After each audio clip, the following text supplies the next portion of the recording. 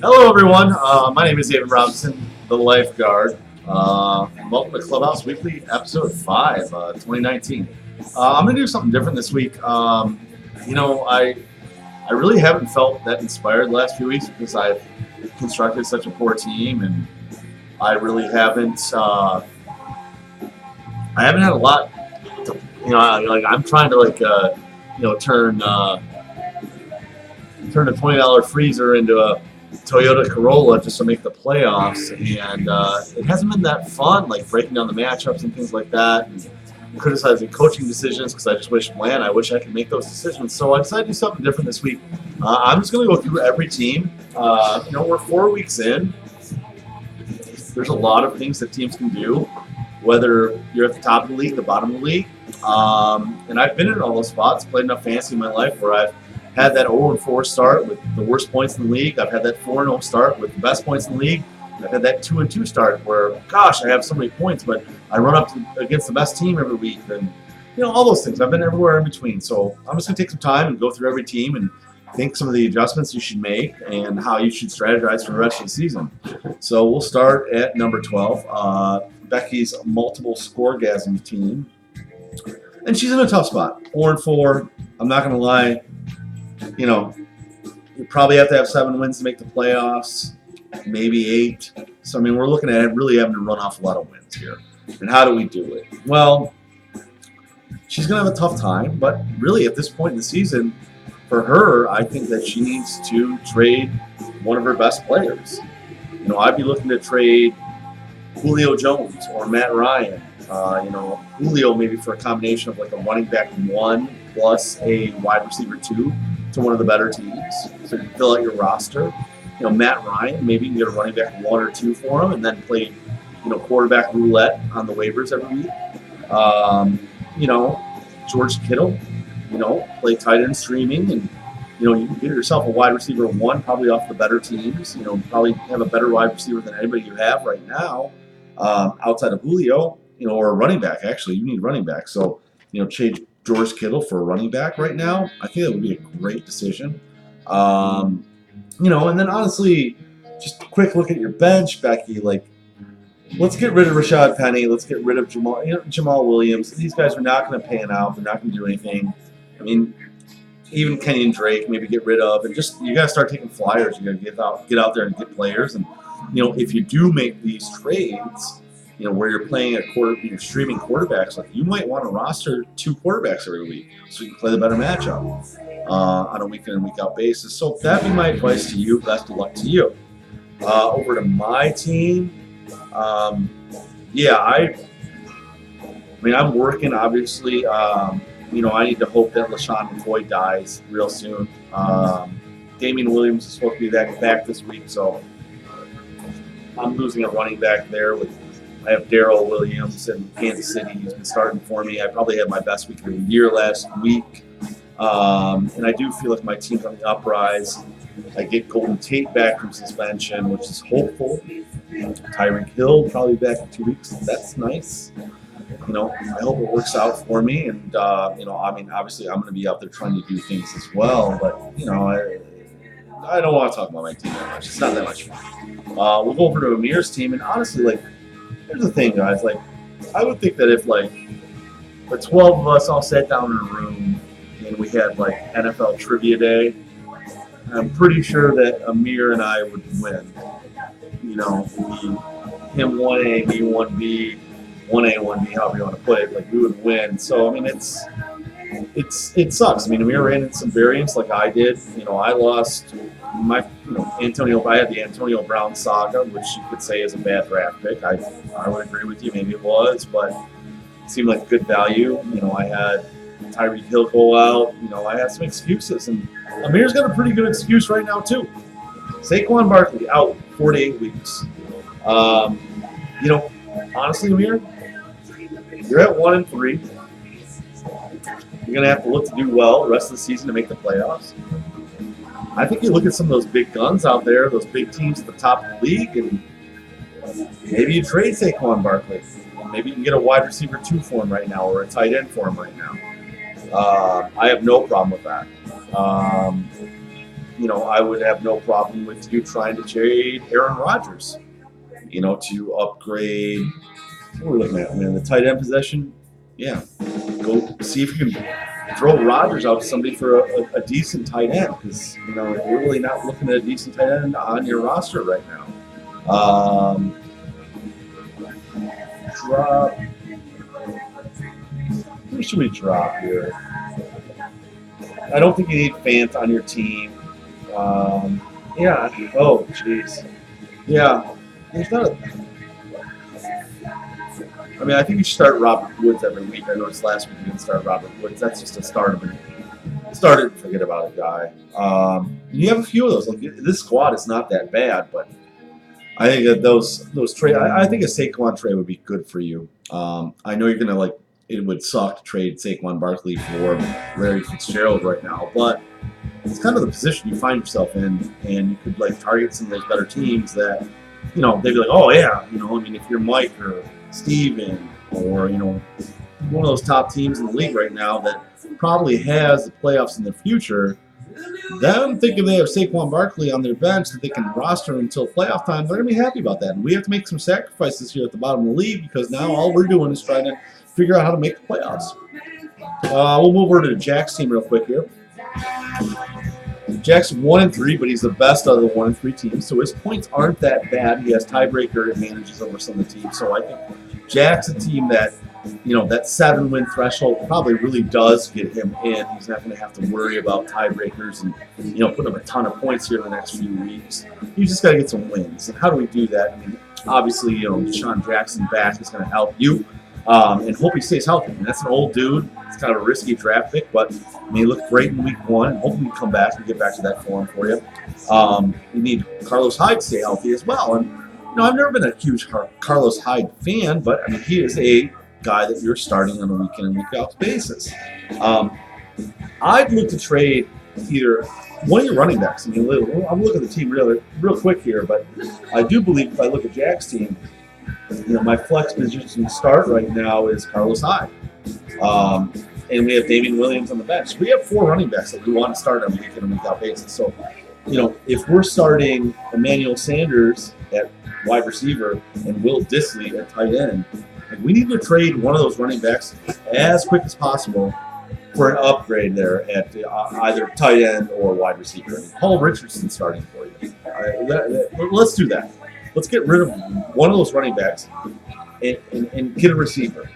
Your lineup should be fit. Will Fuller should start for you over Paul Richardson. I'm sure you'll fix that. But think that way. We have depth at running back.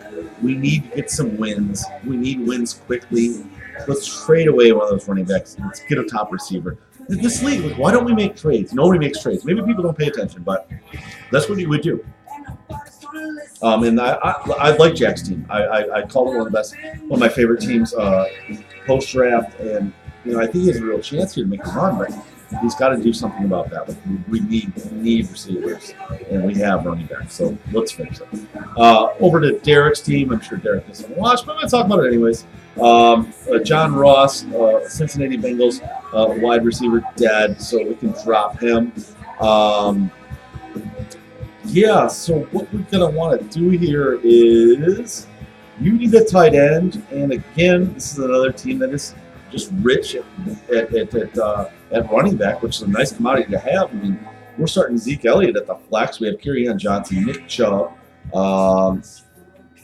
So why don't we trade one of those guys and get a tight end? And you're deciding between Trey Burton at 3.9 points and Vance McDonald at 5.3 points. And I'm certain that you could offer up Kerryon Johnson right now and get one of those top 3 tight ends. Some combination. You might have to do a little flexibility with, then I'll give you this bench receiver for this or whatever. But you can make it happen. At 2-2, I think you're still looking to make things happen. We'll go over to Sarah's team here real quick. I skipped over her. Or no, I didn't. No, I did. I skipped over her. She's at 2-2 as well. 2-2 in bad points. So I still think she's in that really needy position. Not looking too good. And this is what I'll say to all the bottom dwellers. You have to trade your best player for a combination of players. So we look at Sarah's team. She's got Pat Mahomes, I guarantee you could trade Pat Mahomes for a combination of a running back 2 and a wide receiver 2 to one of the richest teams in the league. And that's what I would do. I would put Pat Mahomes on a platter, glaze him with teriyaki sauce, make him look all pretty, put some black sesame seeds on top of them, and serve him up to one of those big dogs in the league. I guarantee you'll get somebody to bite, and you'll end up with a rider. You need a running back and you need a receiver. I mean, Hardman is not going to stick around in KC. I mean, you've got Hill coming back. There's nothing on your bench, so you can't do anything. And you have Jared Goff on your bench that you could start. So, upgrade 2 positions for 1. That's a solid win for you, Sarah. That's definitely what I would do there. We're going to move on to kind of the top half of our league as it stands right now, and we'll go over to show me your TDs. John's squad. Definitely good on points. John's put up a bunch of points this week, but there's kind of an anomaly in there in which he owns the New England Patriots defense, who is the number 8 scoring player in fantasy football this year. They've put up huge numbers against a bunch of bad teams, and they have a weak-ish schedule here for the first 8 games. So he's probably going to continue to benefit from that New England defense. I don't know if he's going to benefit to the extent he has so far. He's had weeks of 37 and 25 points on the New England defense. So I think he needs to use the waivers a little bit more. Look for, you have some drops that you can make. You could drop Deion Lewis. You could drop James Washington. Try to take some flyers on some teams. And honestly, here we go again, though. I mean, look at this guy. This guy's definitely got some stack at running back. I mean, we are starting Connor and Le'Veon Bell with Austin Eckler on our bench. Now, I know Melvin Gordon's coming back. Eckler's stock is going to drop. But, I mean, I would look at trade rate somebody so bad with Austin Eckler right now, or Le'Veon Bell, or James Conner. All these guys are probably at a point. I mean, Le'Veon probably can't sell too high right now, but I think you definitely could sell the other 2 guys pretty high right now and upgrade, that tight end possession. The wide receiver, not that strong there either. I mean, we're starting Tyler Lockett. We're starting Sutton from Denver. So, I mean, you could look to upgrade there. I mean, I do see this as a playoff squad, somebody who's definitely involved and interacting. But that New England defense has, I don't know how many wins it's gotten you this year, but it's definitely put up the points. It's made John's team look a lot better than what it is, that we have a defense that's averaging somewhere in the range of, 20 points a game, when in reality, when we go back to the mean, especially when the schedule gets a little bit tougher, I mean, that defense is not, whatever defense you're going to start is probably only score, 8 to 10 points like a normal defense does. So you're getting like a 12-point bonus here through the first 4 weeks, and good on you. Maybe you looked at the schedule and saw, hey, we've got Buffalo, Miami, the Jets here all in the first few weeks, so it's a great defense to start, and that's why you drafted them. Congratulations. But those are the things I would look to do for you.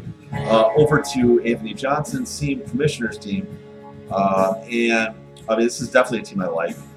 It's a damn shame that this guy's only 2-2, but it happens in fantasy. You put up 546 points for the first 4 weeks, and you're only 2-2. It happens. I would stand pat in a lot of ways with your squad. I would try to manipulate the bye weeks and look for teams that are desperate, that have players in a bye that I can pick up because I can afford to a little bit, but you can't go too crazy because you need wins. If your team starts shitting the bed and all of a sudden you're 2-4, you're going to be in a different position. So I think you got to stand pat here for a couple of weeks, but then, if we get a couple more wins, we look towards, week 7, 8, and 9 with the bye weeks where, maybe a team like myself or Becky or whatever, we've got a couple of our key guys on a bye, and we might be looking to just trade anything away to get a win. And I would look to take advantage of that. I'd also think that, you can, Inman, I'm sure he's on IR for you, decent little fun pickup, but he's dead now, so you're going to drop him, I would just fully expect. And, you're getting Michael Gallup back. I would really like to see that guy play this season. A lot of fun the first 2 weeks. Dallas had just a deep, crazy, wild rookie running the field, catching 60-yard touchdown passes. And I'd like hold on to him, hope that he's somebody you can play in the future when he gets back. As far as trade value, I think LaShawn McCoy is probably at the highest value you can wouldn't trade him right now. You know, go through your squad. I know you will, but I mean, trading McCoy right now, that guy's not going to get any better than what he is right now. I think he's been a fluke, and you know, obviously, I don't know. I mean, he's old. This is probably most value you're going to get out of LaShawn McCoy is right now. That's all I can say about that. And then honestly, like I think a fun thing you could do is find out who has Nick Chubb and trade him Kareem Hunt for, you know, something. Because I don't think Kareem Hunt is going to crack your starting lineup come week 11, and you might be able to trade him to whoever has Chubb, and they'll be like, oh well, I have the backup. You know, I have a handcuff on Chubb in the playoffs, and you might be able to get a little piece, you know, maybe even just a better defense or some defensive matchups. So I would trade Kareem Hunt right now to that guy for very little, but something that helps me specifically. That's how I would look at it. Moving on to Sean's Tiger Cat Dog Cat Tiger team. Again, a team that you know, not a ton of points. He's the worst of the 3-1s. I mean, trust me, I'd love to be the worst of the 3-1s. I'm not hating. You know, you can, but that's why. I mean, you're 3-1, but it's not like you're 3-1 and you know you're good on points. You're more like 2.5 and 1.5 because like if you lose, you're going to probably fall back further because your point tiebreakers are going to be bad. And you know, I mean, Dalvin Cook was your draft pick of the year, but that Vikings offense just scares me. I don't know how. You know, I want Stephon Diggs to be good. You know, I really do, but I don't know if he's going to be. And you have a really nice running back stack here. You know, you've got Gallman on the bench. He had a good week last week. I mean, this might be the spot where you can trade high. You know, sell him there and pick up a receiver.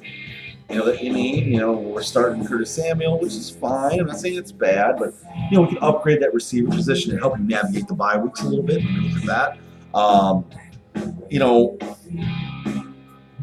no, I mean he's good. I think you know you could. I mean, and Cam Newton you could drop. You know, and take a flyer on something. Cam Newton's I don't think he's gonna play this season.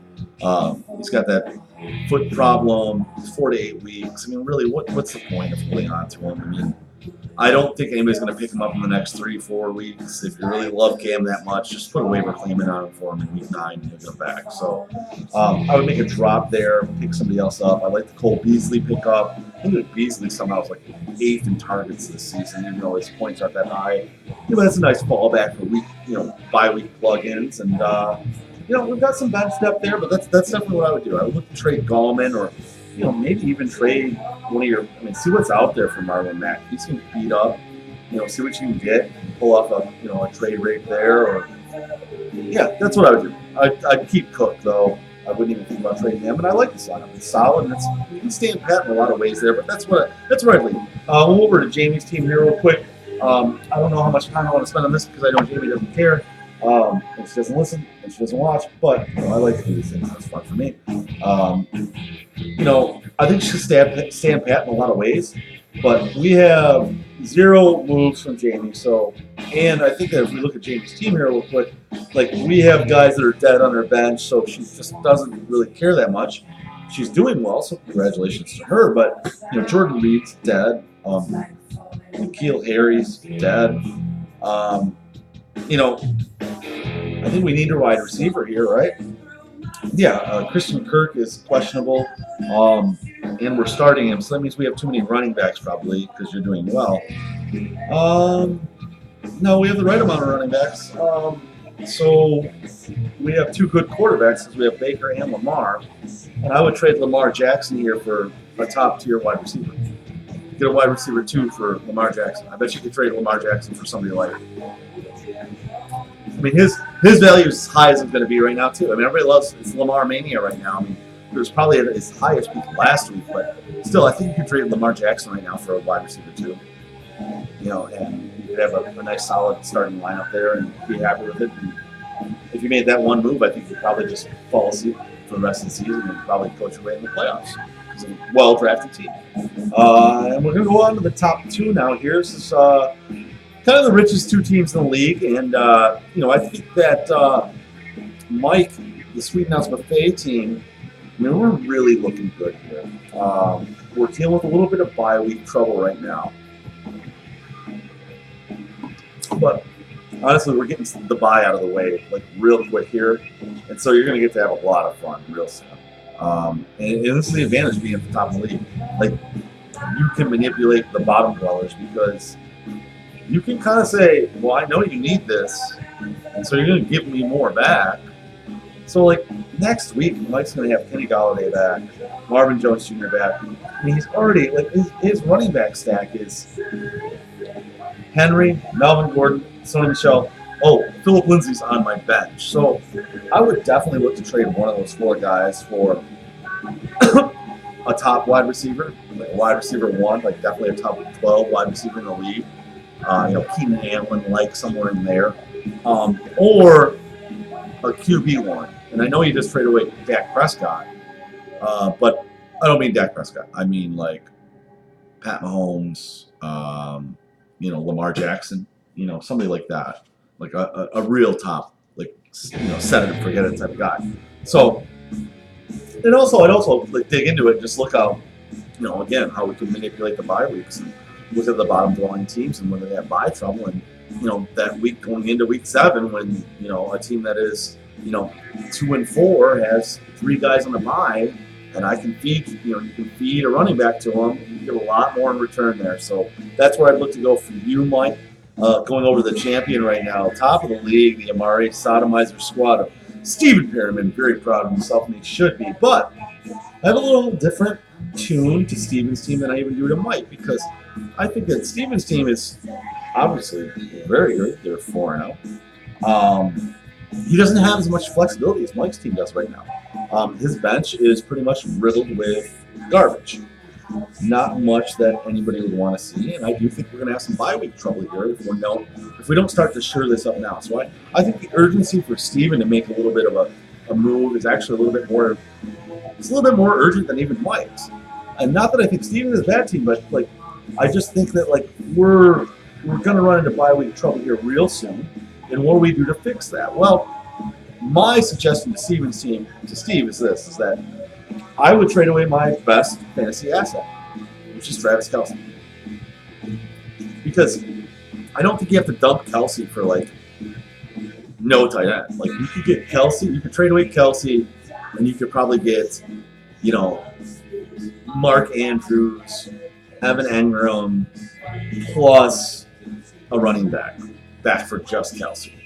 So I would use that asset right now to shore up my navigation through the rest of the season, dump a few points at tight end, but gain some more points at running back, and just have a more solid, well-rounded roster. Because when I look at that bench, we just don't have a lot of things on that bench that I want to trust for the rest of the season. So that's where I would go with you, Steven. All right, swimmers. I did something different tonight. The video was a little bit shorter, so hopefully you guys can get through it. Have a good night. I'm out.